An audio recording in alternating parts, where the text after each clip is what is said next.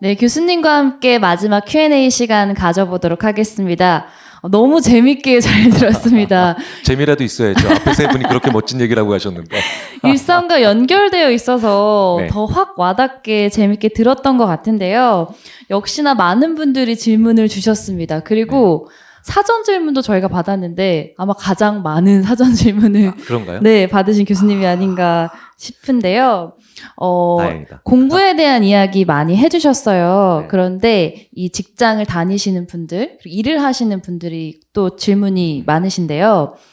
일을 하다 보면 의욕은 사라지고 피곤하고 번아웃이 종종 옵니다. 그럴 때마다 다 하고 싶지 않은 기분이 듭니다. 그런 시기를 넘기고 끝까지 목표를 달성하는 방법이 있을까요? 라는 질문 주셨어요. 오, 근데 그 정도면 이제 책 한 권 분량이죠. 그건 책 한 권 분량인데 의욕이 떨어진다. 네. 의욕이 떨어진다라고 하는데 특히 직장에 다니시는 분들이 의욕이 떨어지는 거랑 네. 학생들이 의욕이 떨어진 거랑 조금 다르죠. 네. 그러니까 학생들이 의욕이 떨어진다는 건 조금 좌절했기 때문이잖아요. 네. 그런데 실제로 직장, 즉 사회생활 하시는 분들이 의욕이 떨어지는 경우를 보면 이유를 잘 모르겠다고 하시는 분들이 많이 계세요. 그러면 이유를 아는 경우는 대부분 극심한 업무 스트레스나 만약에 조직 구성원 간의 갈등 이런 거겠죠. 네. 그건 이유를 다 우리가 이해할 수 있죠. 네. 그런데 그것도 모르고 전혀 그런 일도 없는데 자꾸 의욕이 떨어집니다. 그러면 의욕이 떨어졌다는 건 지쳤다는 거죠. 대부분에 보면 사람을 너무 많이 만나서 그래요. 아, 너무 네, 많은 네, 사람. 그러니까 우리 인간의 뇌가 이게 최재천 교수님도 자주 하시는 말씀인데 인간의 뇌가 문명의 발달 속도에 비해서 얼마나 빨리 거기에 맞춰 진화를 했겠냐는 거예요. 거의 진화가 없었거든요. 네. 근데 우리 인간의 뇌는 그래서 지금도 예전에 아주 시골 마을에 살고 있어요. 사람을 많이 만나는 게 아니라는 겁니다. 그런데 오늘 엄청나게 많이 만나셨죠. 네, 너무 피곤하네요. 네, 네, 네. 그러니까 오늘 최재천 교수님도 처음 보셨죠. 네. 최진석 교수님도 처음 보셨죠. 네. 그리고 그 진지한 장강명 선생님도 처음 보셨죠. 그리고 그 장강명 선생님보다 제가 좀 더 재미있다 좀 치더라도 저도 오늘 처음 보신 거죠. 네. 오늘 굉장히 에너지를 엄청나게 쓰신 거예요. 인간의 뇌가 사람을 만날 때 엄청 많이 쓰거든요. 네. 그런데 그 사람을 많이 만나는 뇌가 운동을 한 게 아니니까 내가 지쳐있다라고 생각을 하지 않으니까 자기를 안 쉬게 하는 거예요. 그래서 의욕이 떨어지는데 이유를 모르시는 겁니다. 혼자 있으셔야 돼요. 혼자 있는 시간이 없는 사람은 네. 뇌가 식지를 않고 그렇기 때문에 굉장히 열심히만 살다가 갑자기 어느 순간 확 하고 무너져요. 그런데 오히려 이럴 때 혼자 안 쉬고 번개를 때리세요. 의욕이 떨어지시는 날. 그런데 혼자 있으셔야 됩니다. 더 괜찮은 방법도 있죠. 명상도 기본적으로 세상과 나를 잠시 분리시켜서 나를 혼자 있게 하는 거예요. 네. 그러니까 명상을 하는 분들이 의욕이 떨어지지 않고 무기력증에 잘 안 빠지시는 이유도 기본적으로 과학적으로 풀이해보면 혼자 있는 시간을 기본적으로 가져보는 겁니다. 혼자 있는 시간을 좀 가져보시는 게 굉장히 중요해요. 그게 요즘에 이제 SNS가 많이 저희 삶에 침투하고 있잖아요. 네, 거의 침투와 좋은 표현이네요. 침투. 네. 네. 장악? 이게 막. 또 연결이 될 수 있을 것 같은데 SNS를 많이 하면 또 그 피로도가 엄청날 것 같긴 하거든요. 그렇죠. 조금 더 건강하게 우리가 지금 이 시대에 SNS를 사용하는 방법이 좀 뭐가 있을까요? 그게 많은 사람을 만나는 거랑 비슷하게 에너지를 또 쓰는 일 같기도 하거든요. 네네. SNS를 하는 시간을 정해놓으라 이런 뻔한 얘기를 드리면 아마 이제 되게 싫어하실 거예요. 그렇죠. 싫어하실 텐데 그럼에도 불구하고 SNS를 안 하는 시간을 디폴트 값으로 가지는 걸 정해놓으실 필요는 있어요. 그러니까 내가 SNS를 하루에 몇 시간만 하겠다. 네. 이런 거는 되게 지키기 어려운 약속이에요. 그런데 SNS를 여기서는 안 한다. 스마트폰을 여기서는 안 쓴다. 장소에 기반하면 사람이 굉장히 그걸 지키기 쉬워져요. 아, 장소가 네, 중요하네요. 그러니까 몇 시간을 한다, 언제 한다 이게 되게 어렵거든요. 네. 그런데 우리가 항상 저는 대학로만 가면 곱창을 먹어야 돼. 아. 그렇죠? 네. 그 다음에 아주대학교만 오면 꼭 오늘 구내식당 메뉴가 뭔지를 봐야 돼. 네, 뭐 이런 게 있어요. 그러니까 사람의 생각은 굉장히 물리적인 위치에 종속되기 쉽거든요. 그러니까 SNS를 그러니까 너무 많이 하면 힘들다는 걸 알고 계시죠. 네. 근데 SNS의 양을 하루에 내가 3시간만 해야지 이건 절대 지킬 수 없는 약속이에요. 맞아요. 네, 그런데 예를 들어서 소파에 누우면 안 한다. 뭐 혹은 어느 예를 들어서 운동을 할 때는 안 한다. 그 위치에 대한 거는 한 일주일에서 똑같이 또 2주일만 해보시면 자연스럽게 안 할 수가 있어요. 오, 네. 너무 좋은 방법인 것 같아요. 오늘 바로 집에 가서 그러니까 SNS 그런 안 하는 장소에 존, 기반한. 네, 네, 그 네, 존을 네, 만들어야겠습니다. 네, 네. 좋네요. 네, 또 이런 질문을 주셨어요. 얼마 전에 그 리더와 관련한 리더와 직원과의 관계에 관한 칼럼을 보신 분 같은데요.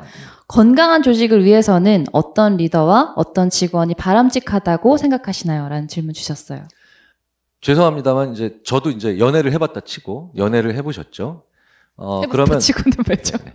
아니 왜냐면 지금 연애한다고 하면 안 되잖아요. 아, 네네네. 저랑 같이 살아주시는 여자분이 저를 가만 놔두시겠습니까? 근데 이제 우리가 연애를 할 때 제일 많이 하시는 질문이 지금 이 질문이랑 비슷합니다. 성격이 비슷해야 더 좋은 건가요? 아니면 성격이 좀 달라야 좋은 건가요? 정답이 없을 것 같은데요? 네. 근데 이게 저희 심리학자들한테 진짜 지난 100년 동안 제일 많이 왔던 질문 중에 하나거든요. 근데 더 웃긴 건 또 어떤 심리학자는 달라야 돼. 또 어떤 심리학자는 비슷해야 돼. 그러면은 달라야 돼라고 얘기하는 분은 서로 상보적이기 때문에 서로 부족한 부분을 도울 수 있는. 비슷해야 돼라고 얘기하는 분들은 또 뭡니까? 그래야 더 시너지 효과가 나니까. 네. 그렇죠? 또 어떤 분들은 또 정말 비겁하게 조금씩 다르고 조금씩 다 비슷해야 돼. 반반이야. 무슨 뭐 양념 반 후라이드 반도 아니고. 제일 무책임한 대답이기도 하죠. 제일 중요한 건 네. 저희들이 연구를 해보면 성격이 다르던 성격이 같던 서로 진실돼야 돼요. 그게 모든 걸 결정해요. 네.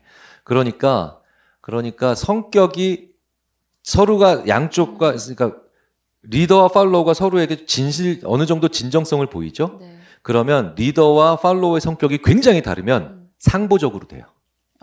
그리고 서로에게 진정성이 있는데 굉장히 비슷하죠. 그럼 굉장히 단결이나 단합이 잘 돼요. 네. 그런데 어떤 패턴이든 서로가 정직하지 못하잖아요.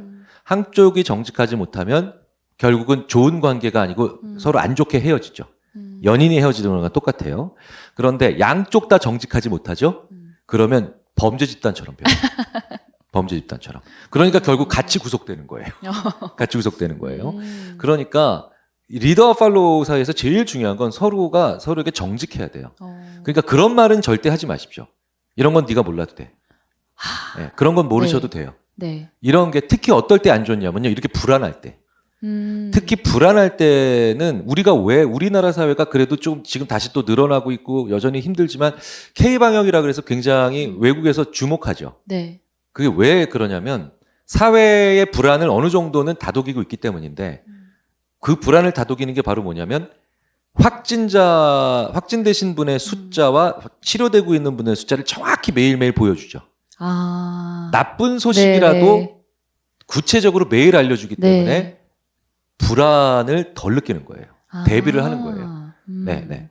자, 그러니까 불안할 때일수록 그런 건 몰라도 돼가 아니라 나쁜 소식이지만 너도 알아야 되겠다라고 해서 알려줘야 돼요. 부모 자식 관계에서도 제일 자식한테 상처가 되는 게 바로 뭐냐? 그때 우리가 힘들었는데 너한테는 안 알려줬다. 네. 그때 자식이 굉장히 큰 상처가 돼요. 네. 그래서 이런 리더 팔로워 관계에서도 네. 내가 더 리더니까 안 알려줘도 돼. 내가 저분이 리더고 난 팔로우니까 안 알려드려도 될 것 같아. 이런 거를 조금 줄여야 될 필요가 있어요. 네. 아니, 되게 교수님에게 질문을 하면 굉장히 일상에서 바로 적용할 수 있는 대답들을 주실 수 있을 것 같아서 막 기대가 더 되는데요. 자질구레하시죠? 자질구레해집니다. 그 상황의 힘을 늘 강조해 오셨잖아요. 우리가 네. 바꿀 수 있는 건 상황뿐이다라는 이야기 하셨는데 또 코로나19 때문에 많은 분들이 스트레스에 더 이제 약해지신 것 같아요. 그래서 한 분이 질문을 주셨어요. 코로나19 때문에 스트레스에 더욱 약해진 것 같습니다. 이를 해소하는 방법이나 마음 챙김을 할 수 있는 방법을 알고 싶습니다. 라고 질문 주셨어요. 네. 스트레스를 좀 더 완화시키시려면 네. 뭔가 변화가 있어야 되죠. 그런데 이 변화의 크기에서 대부분 많은 분들이 착각을 하세요.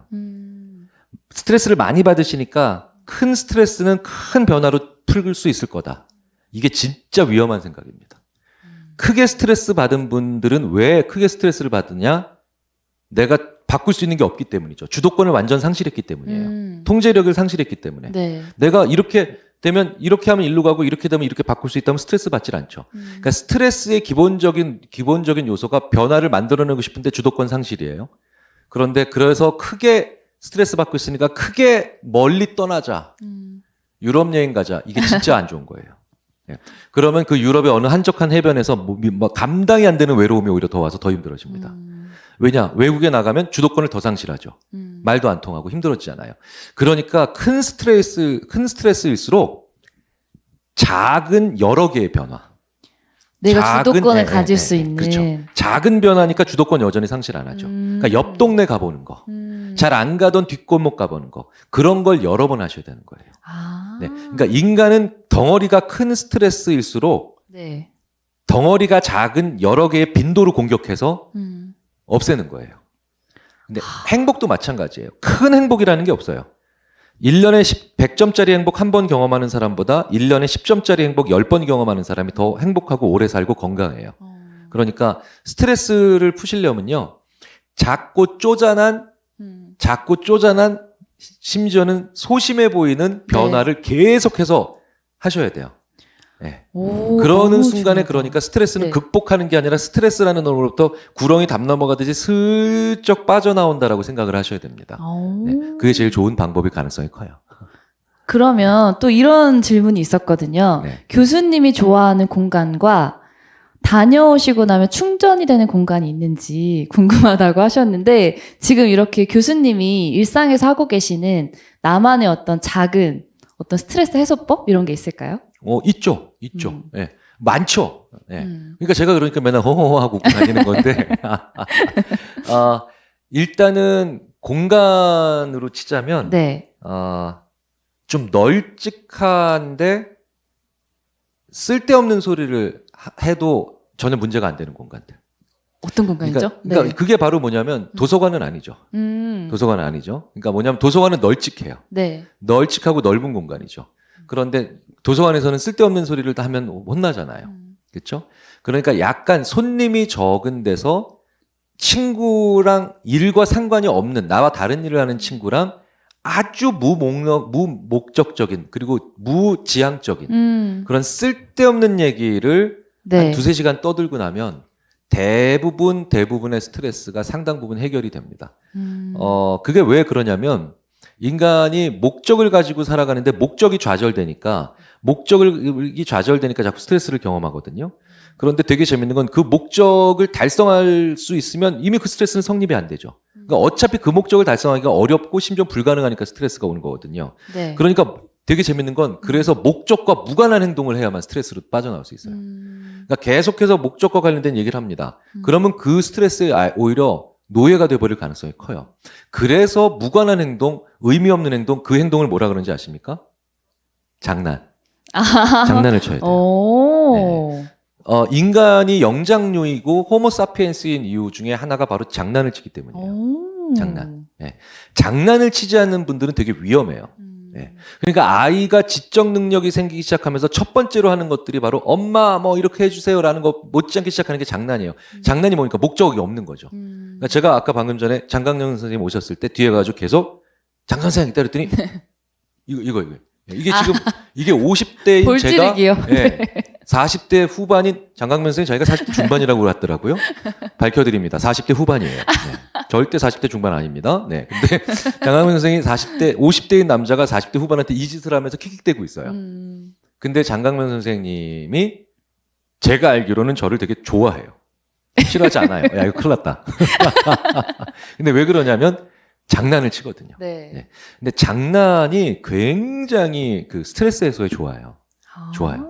자질구레한 장난. 그런데 일과 관련된 사람과는 장난치기 어려워요. 그렇죠. 특히 그 문제를 같이 안고 있는 사람과는. 그러니까 그 문제와 상관이 없는 약간은 느슨한 친구.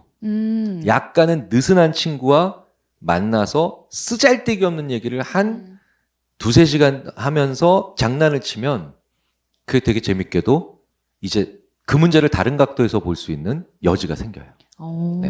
하셔야 약간의 돼요. 여유가 네. 또 생기는군요. 네. 그래서 특히 밤 7시 넘어서 나라 걱정하는 거 아니다. 막 이렇게 제가 얘기를 하죠. 회사 걱정하지 말라. 그러면 저희가 시간이 얼마 안 남아서 마지막으로 네. 지금 코로나19 때문에 많은 분들이 집에서 이제 생활하신 시간이 많아졌잖아요. 아무래도 상황을 내가 좀 더 좋은 나로 나아가기 위한 상황을 만들면 좋을 것 같은데, 코로나19로 집안에 많이 계신 분들에게 어떤 상황을 좀 만들면 좋을지 추천을 해주신다면 어떤 게 있을까요? 저는 코로나 팬데믹 딱 시작하고 3월, 4월, 5월 달 동안 네. 제 물건의 반 정도를 버렸어요. 오. 거의 반. 그러니까 20년 동안 버릴 기회가 없었던 거를 네. 버리게 됩니다. 왜 그런지 아세요? 그러니까 거기에 이제 채울 게 생기죠.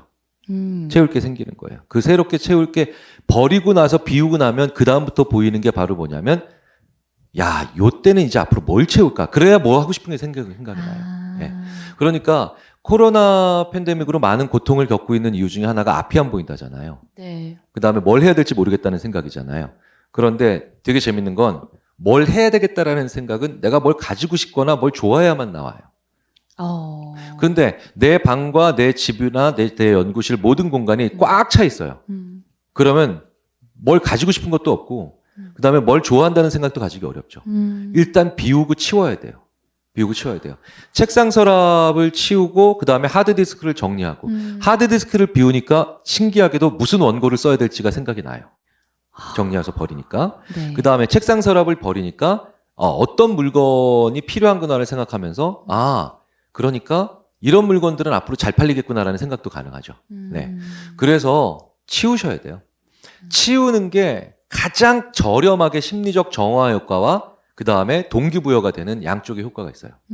그러니까 저는 계속 열심히 일할 때 있죠. 네. 치열하게 일할 때는 치울 생각을 못 했죠. 그런데 저도 갑자기 스톱하고 그 다음에 이거 어떻게 되지 앞으로? 어떤 일이 일어날까? 이렇게 불안해지기 시작하면서 저도 이제 찾아봤어요. 제가 무슨 아무리 심리학을 해도 매번 그렇게 좋은 솔루션이 나오는 게 아니죠. 그래서 찾아보고 예전에 심지어 100년 전에 스페인 독감 때도 찾아봤더니 철학하시는 분들이 심리학자들이 철학하시는 분들 최진석 교수님 같은 분들이 먼저 치워라 라고 했더니 심리학자들이 치운다는 것에 심리적인 효과에 대해서 연구를 하는 그 라인이 보이더라고요.